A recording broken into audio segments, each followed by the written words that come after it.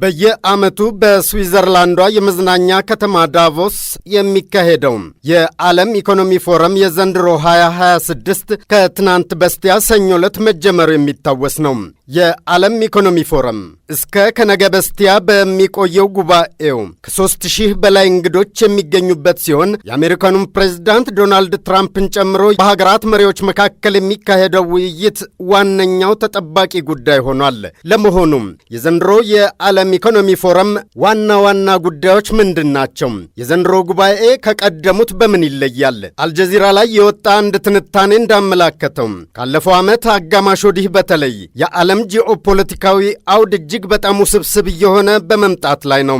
የአሜሪካው ፕሬዝዳንት ዶናልድ ትራምፕ እንደ ቬኔዙዌላ፣ ግሪንላንድና ኢራንን በመሳሰሉ ሀገራት ላይ የያዟቸው አቋሞችና እያራመዷቸው ያሉ ፖሊሲዎች እንደዚሁም ፕሬዝዳንት ትራምፕ ወደ ስልጣን ከመጡ ወዲህ በሀገራት ላይ የጣሏቸው ከፍተኛ የታሪፍ ምጣኔዎች የዓለምን ስርዓት በእጅጉ እያናጉ ያሉ ናቸው ብሏል። የአውሮፓ ህብረት መሪዎች ፕሬዝዳንት ትራምፕ የግሪንላንድ ንቅናቄን በመቆጣጠር የአውሮፓ ህብረት መሪዎች ፕሬዝዳንት ዶናልድ ትራምፕ ግሪንላንዳውያን አቋማቸውን የማይቀይሩና የፕሬዝዳንት ትራምፕን ፖሊሲ የሚቃወሙ እስከሆነ ድረስ ለመጣል ያሰቡትን ከፍተኛ ታሪፍ በተመለከተም ማጭበርበር ነው ሲሉ ነው የጠሩት። ስለዚህም እንዲህ ያሉ ጉዳዮች በዳቮስ 2026ቱ ጉባኤ ዋነኛ መነጋገሪያ ይሆናል ተብሎ ይጠበቃል። ሌላኛው የዚህ ዓመት የዳቮሱ የዓለም ኢኮኖሚ ጉባኤን ልዩ የሚያደርገው ከአጀንዳዎቹ አንዱ ጎላ ብሎና ገፍቶ የመጣው የአርቲፊሻል ኢንተለጀንስ ጉዳይ ነው። የአርቲፊሻል ኢንተለጀንስ ተስፋዎቹና አደጋዎቹን በተመለከተም ከፍተኛ የመነጋገሪያ አጀንዳ ይሆናል። የመሪዎች ብቻ ሳይሆን የባለሙያዎችም ገለጻዎች ይጠበቃሉ። የንግድ ሥራ አስፈጻሚዎች ቅልጥፍናንና ትርፍን ለማሳደግ እንዴት ተግባራዊ ማድረግ እንደሚቻል ይመረምራሉ። የሠራተኛ መሪዎች እንዲሁም ተሟጋች ቡድኖች ለሥራዎችና ለኑሮ መተዳደሪያ አደጋዎች እንዳይኖረው አርቲፊሻል ኢንተለጀንስ ላይ ጥንቃቄ ሊደረግ ይገባል ሲሉ ያሳስባሉ። እንደዚሁም ፖሊሲ አውጪዎች በደንቡና በፈጠራ መብት መካከል ያለውን ምርጥ መንገድ ወደፊት ለመለየት ይፈልጋሉ። የዳቮስ ጉባኤ አዘጋጆች ሁልጊዜም በየዓመቱ ለሚካሄደው ጉባኤ መሪ ቃል ያወጣሉ። በዚህም መሠረት የዘንድሮ 2026 የዓለም ኢኮኖሚ ጉባኤ መሪ ቃል የውይይት መንፈስ የሚል ነው። የትብብር፣ የእድገት፣ በሰዎች ላይ ኢንቨስትመንት፣ ፈጠራና ብልጽግናን መገንባት 5 ገጽታዎችን በመያዝ ነው ይኸው ጉባኤ የሚካሄደው።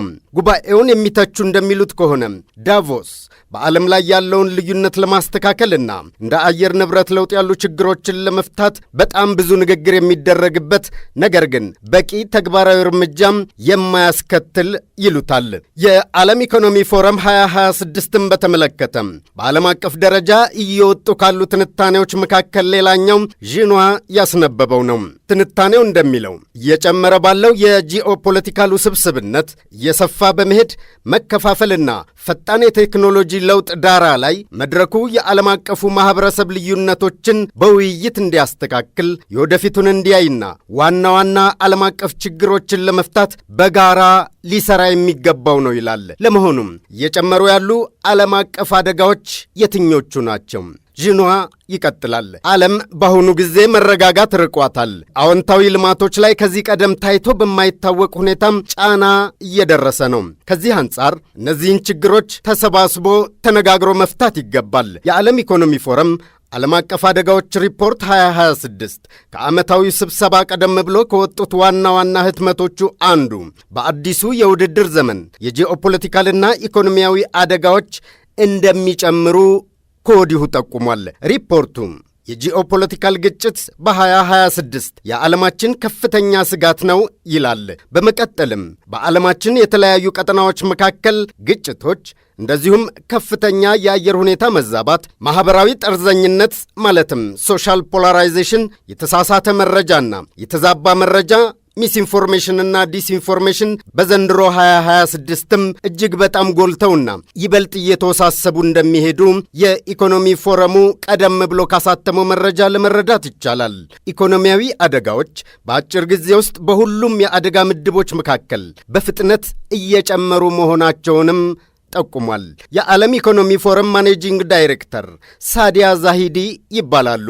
እርሳቸው እንዳሉት የውድድር ዘመን ከጂኦ ኢኮኖሚ ግጭት፣ ቁጥጥር ካልተደረገበት ቴክኖሎጂ እስከ እየጨመረ ካለው ዕዳ ያሉ ዓለም አቀፍ አደጋዎችን ይበልጥ ያባብሳል ነው የሚሉት።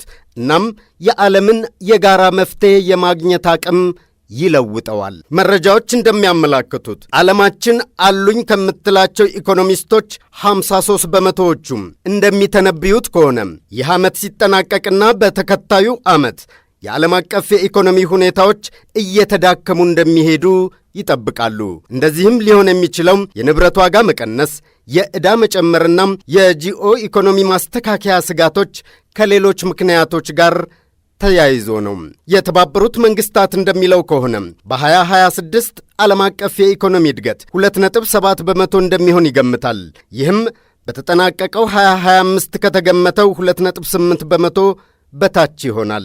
ይህም ማለት ደካማ ኢንቨስትመንትና ጥብቅ የፋይናንስ ይዞታም በኢኮኖሚ እንቅስቃሴ ላይ ጉልህ ተጽዕኖ እንደሚያሳድሩ በመጥቀስ ሪፖርቱም እየጨመረ የመጣው የማክሮ ኢኮኖሚ አለመረጋጋት ጋር ተዳምሮ ከፍተኛ የታሪፍ ጭማሬ በሚቀጥለው ዓመት የበለጠ ግልጽ ተጽዕኖ እንደሚኖረው ያስጠነቅቃል። የዓለም የንግድ እድገት በ2025 ከነበረው 3.8 በመቶ ወደ 2.2 በመቶ እንደሚወርድም ይጠበቃል። የዓለም ኢኮኖሚ ፎረም ፕሬዝዳንት ቦርጅ ብሬንዴ እንዲህ አሉ። እዚህም እዚያም የጦርነቶችና የግጭቶች እየተስፋፉና እየበዙ መምጣት ያስጨንቀናል። ይህ ዓለም አቀፍ እድገትን ሊያቀጭጨው ብቻ ሳይሆን ሊገድለው ይችላል ነው ያሉት። ዓለም እንደዚህ ያሉ ስጋቶቿን ማስወገድ ከቻለች የዓለም አቀፍ የኢኮኖሚ እድገት በ2026 ከ3 በመቶ በላይ መሻገር ይችል ነበር ሲሉ ከወዲሁ ስጋት ለበስ አስተያየታቸውን ሰጥተዋል።